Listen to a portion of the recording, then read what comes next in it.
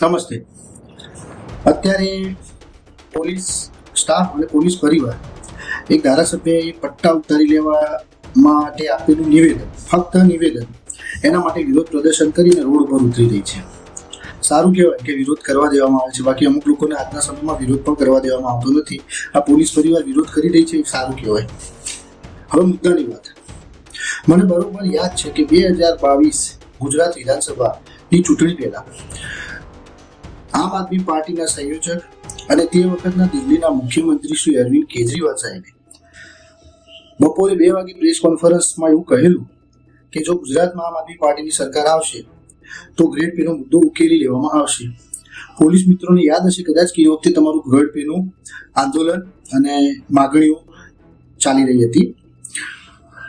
તો અને એ સિવાય આમ આદમી પાર્ટી એવી પણ જાહેરાત કરેલી કે જે રાજ્યમાં સારામાં સારો પગાર પોલીસ બેડાનો હશે એ પગારની અમલવારી ગુજરાત રાજ્યમાં કરવામાં આવશે. આ મુદ્દા હતા. બપોરે પ્રેસ કોન્ફરન્સ થઈ.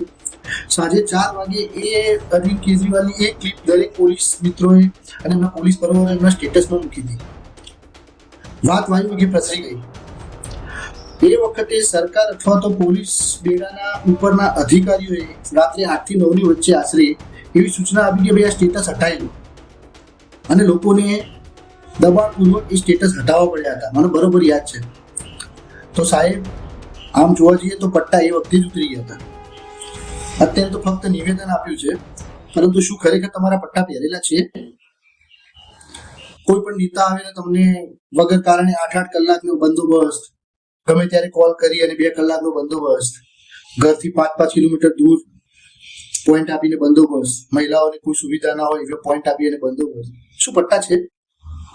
અને એટલા પોલીસ વિભાગની વાત નથી, આખી કાર્યપાલિકામાં શું કોઈના પટ્ટા છે? અત્યારે બીએલઓ શિક્ષકો શું કરી રહ્યા છે? એમના પટ્ટા પહેરેલા છે એવું લાગે છે? લાગતું હોય તો ઠીક છે, મન મનાવવાની વાત છે કે આપણા પટ્ટા પહેરેલા છે, બાકી ખરેખર આ સરકારે પટ્ટા ઉતારી નાખ્યા છે. મિત્રો, આ વિડીયોના માધ્યમથી હું ખાલી એટલું જ કહેવા માંગુ છું કે લોકશાહીનો ચોથો સ્તંભ કહેવાય કાર્યપાલિકા.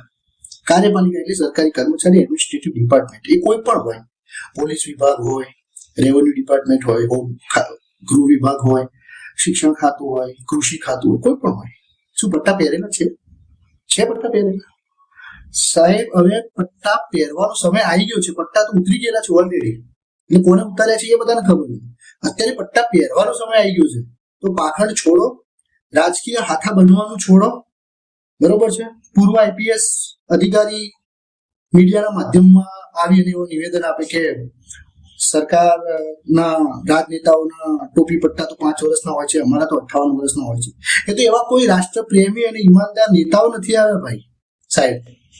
નહીં તો 5 વર્ષમાં સંપત્તિ આવકથી વધુ સંપત્તિના કેસ કરી અને માસ ડિસમિસ અને માસ રિક્રુટમેન્ટના કાયદા બી બનાવી શકાય. એ એમના હાથમાં છે.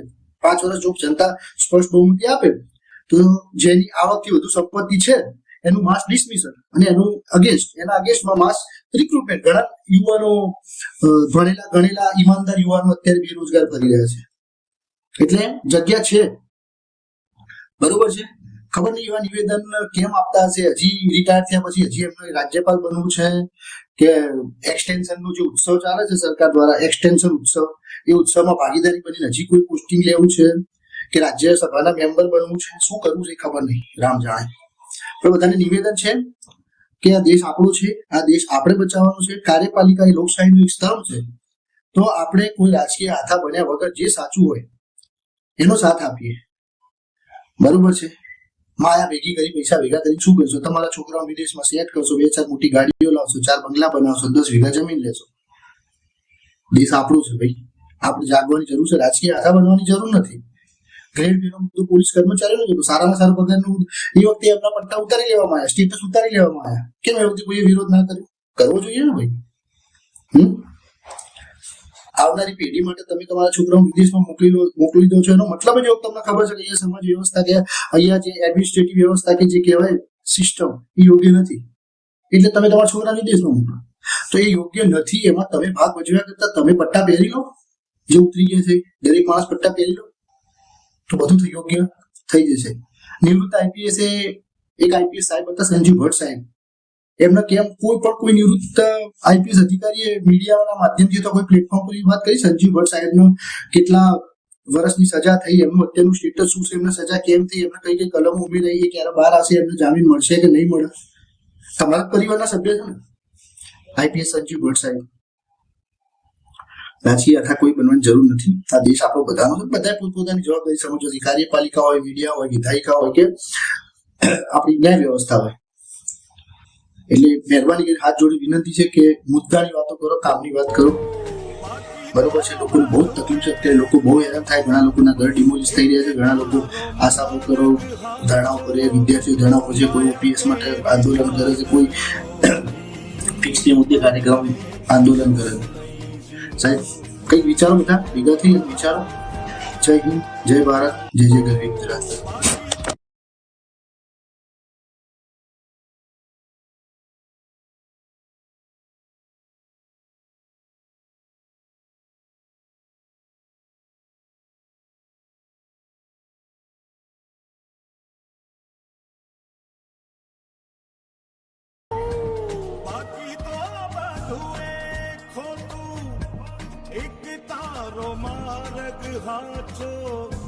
माया केरी चादर ओढ़ी मेरे कशू नहीं जीव तो